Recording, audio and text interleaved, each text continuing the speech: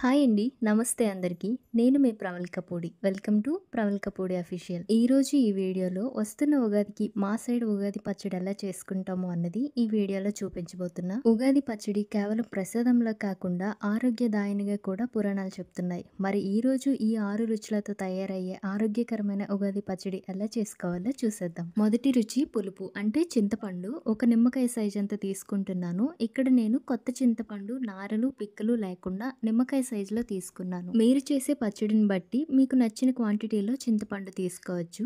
ఇప్పుడు ఈ చింతపండులో నీళ్లు వేసి ఒక 10 నిమిషాలు నానబెట్టుకోవాలి కాబట్టి నేను వాటర్ వేసి దీన్ని పక్కన పెట్టేసుకుంటున్నాను. ఇప్పుడు రెండవ రుచి వగరు అంటే మామిడికాయ. మామిడికాయలో చాలా రకాలు ఉంటాయి కదా. నేనైతే ఇక్కడ గోవా అంటారు కదా, ఆ మామిడికాయనైతే ఫ్రెష్ గా తీసుకున్నాను. ఇప్పుడు దీన్ని మనం డైరెక్ట్ గా కట్ చేయకూడదు, ఎందుకంటే దుమ్ము ధూళి జీడు లాంటివి ఉంటాయి కదా. అందుకే ఇప్పుడు నేను ఒక బౌల్లో వాటర్ వేసి కాయనంతా బాగా క్లీన్ చేసుకొని అలాగే ఒక క్లాత్ తీసుకొని నీట్గా తుడుచుకుంటున్నా. ఇప్పుడైతే నేను కాయకి పై భాగంలో మూటిక ఉంటుంది కదా, మనం ఎంత క్లీన్ చేసినా అక్కడ నుంచి జీడు వస్తూనే ఉంటుంది కాబట్టి ఫస్ట్ నేను ఆ మూటికిని తీసేస్తున్నా. ఇప్పుడు కాయకి పైన ఉన్న పొట్టంతా తీసేస్తున్నా. చాలా మందికి ఇక్కడ డౌట్ వచ్చే ఉండొచ్చు, మామిడి పిందెలు తొక్కలతో కలిపి తీసుకుంటారు కదా, మరి మీరేంటి ఇలా తొక్క తీసేస్తున్నారు అని. మా సైడ్ అయితే ఇలానే పొట్టు తీసేసి చేస్తాము. ఒకసారి మీరు ఎప్పటిలాగా చేసే కంటే నేను చేస్తున్న విధంగా ట్రై చేసి చూడండి. చూసారు కదా, ఈ విధంగా ఎక్కడ కూడా పొట్టు లేకుండా క్లియర్ గా నేను చూపిస్తున్న విధంగా తీసుకోండి. ఇప్పుడైతే దీన్ని నేను కట్ చేసుకుంటున్నాను. నేను తీసుకున్న కాయకి ఇంకా టెంక్ అయితే కట్టలేదు, కొంచెం లేతగా ఉన్నది తీసుకున్నా కాబట్టి దీని లోపల ఉన్న చిన్న టెంకుని రిమూవ్ చేసి కట్ చేసుకుంటున్నాను. మరీ పెద్దవిగా కాకుండా కొంచెం మీడియం సైజ్ లో ఇలా కట్ చేసుకోవాలి. ఇప్పుడు ఈ కట్ చేసిన మామిడి ముక్కలకి వాటర్ లో వేసి మళ్ళీ క్లీన్ చేసుకుంటున్నాను. ఇప్పుడు నేను ఒక చిన్న రోలు అంటే మనం ఇంట్లో వంటకి అల్లం వెల్లుల్లి దంచే రోలు ఉంటుంది కదా, దాన్ని తీసుకుంటున్నాను.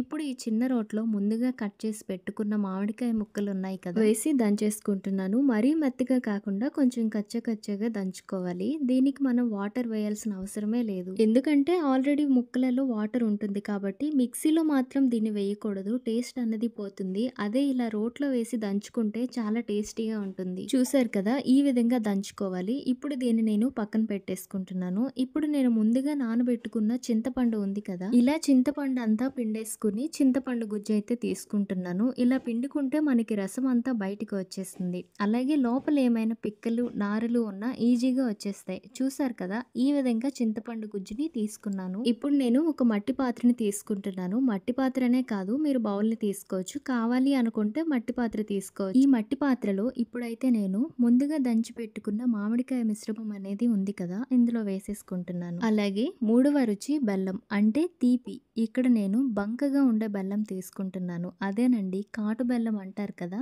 దాన్ని ఇందులో వేసేసుకుంటున్నా. ప్రత్యేకించి ఈ బెల్లమే వేయాల్సిన అవసరం లేదు, ఇసుక బెల్లం అంటారు కదా, దాన్ని కూడా వేసేసుకోవచ్చు. అలాగే నాలుగవ రుచి కారం. దీనికోసమని నేను ఇక్కడ ఒక హాఫ్ టీ స్పూన్ కారం వేసేసుకుంటున్నాను. కారం అంటే మనం మిరియాల్ని కూడా యాడ్ చేసి వేసుకోవచ్చు, కానీ నేనైతే ఇక్కడ కారం వేసేసుకుంటున్నా. ఇక్కడ ఐదవ రుచి ఉప్పు. రుచికి తగ్గట్టుగా వేసుకోండి. ఈ ఉప్పు వేసవి కాలంలో ఎండకు మన శరీరంలో చెమట రూపంలో పోయే సోడియంను రీప్లేస్ చేస్తుంది. ఆరవ రుచి అయిన చేదు అంటే వేప పువ్వుని చెడ్డల నుంచి సపరేట్ చేసుకుని వేసుకోవాలి. ఇప్పుడు చివరిగా మనం ముందు చింతపండు గుజ్జు చేసి పెట్టుకున్నాం కదా, దాన్ని ఇందులో వేసి బాగా కలిపేసుకోవాలి. ఇలా అన్ని కలుపుకుంటే షడ్రుచుల ఉగాది పచ్చడి అనేది రెడీ అయిపోతుంది. ఈ ఉగాది పచ్చడిలో ఉన్న 6 రుచులలానే మన జీవితం ఆనందం, కోపం, దుఃఖం, శాంతం, ఆశ, నిరాశ భావాలతో కలిగి ఉంటుంది. జీవితంలో ఎదురయ్యే ప్రతి అనుభవాన్ని సమపాలలో స్వీకరించాలని ఈ ఉగాది పచ్చడి సారాంశం. మరి మీరు కూడా ఎప్పటిలాగా కాకుండా ఒకసారి ఇలా ట్రై చేసి మీ ఇంట్లో వాళ్ళకి ఈ పచ్చడి రుచి చూపించండి. అలాగే మరొకసారి ఈ వస్తున్న ఉగాదికి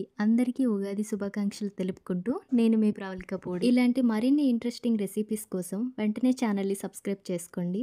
థ్యాంక్ యూ ఫర్ వాచింగ్.